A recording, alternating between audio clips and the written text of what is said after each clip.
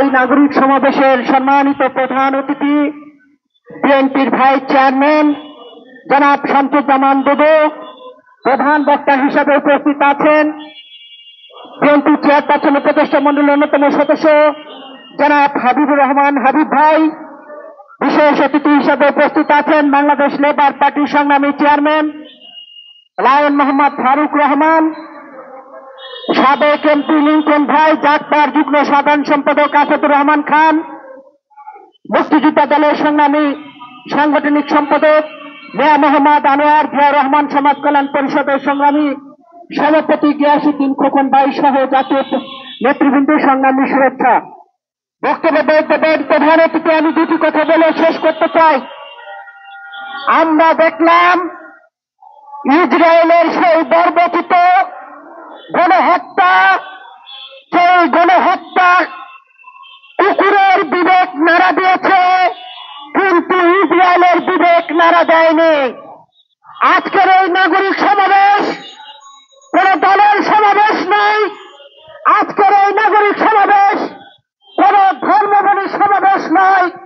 এই সমাবেশ বিবেকবান মানবতা মানুষের সমাবেশ। আজকে সারা বিশ্বের সকল দল বল নির্বিশেষে, ধর্ম বর্ণ নির্বিশেষে এই বিবেকবানদের জাগ্রত হতে হবে। আমরা যদি জাগ্রত না হই তাহলে আমরা দেখেছি ইসরায়েলের কুকুর শিশু বাচ্চাদেরকে আশ্রয় দিচ্ছে, কিন্তু ইসরায়েলের সেই মানুষের মনুষ্যত্ব জাগেনি, ওরা কুকুরের চাইতেও খারাপ।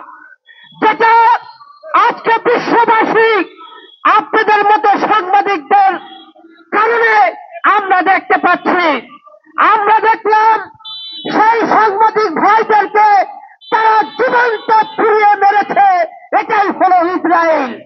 এই ইসরায়েলকে যদি প্রতিহত করতে হয় সারা বিশ্বের সমস্ত বিবেকবান মানুষদেরকে জাগ্রত হতে হবে।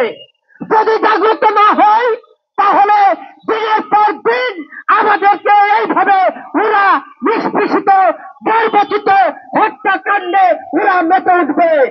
আমরা আজকে এই সমাবেশ থেকে বিশ্ব বিবেককে, বিশ্ব জাগ্রতকে ঘুম থেকে উঠার আহ্বান জানাচ্ছি। আজকে সারা পৃথিবীতে যে প্রকৃতি সম্পদ, সেই প্রকৃতি সম্পদ 3/2 মুসলমানের কাছে, কিন্তু আজকে সেই আরব বিশ্বের নেতারা আমেরিকা ইসরায়েলের সাথে বন্ধুত্ব করে আমার মুসলমান ভাইদেরকে হত্যা করছে। পুরো ইতিহাসের কাঠগড়ায় নিক্ষেপ করব।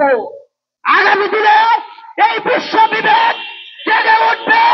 ইসরায়েলকে হুঁশিয়ারি করে দিতে চাই, বিশ্বের মানচিত্রে ইসরায়েলের নাম এই বিবেকবান মানুষ রাখবে না। এটাই হবে পৃথিবীর সমস্ত মানুষের শপথ। সকলকে ধন্যবাদ জানিয়ে আমি আমার কথা শেষ করছি। এ পর্যায়ে বক্তব্য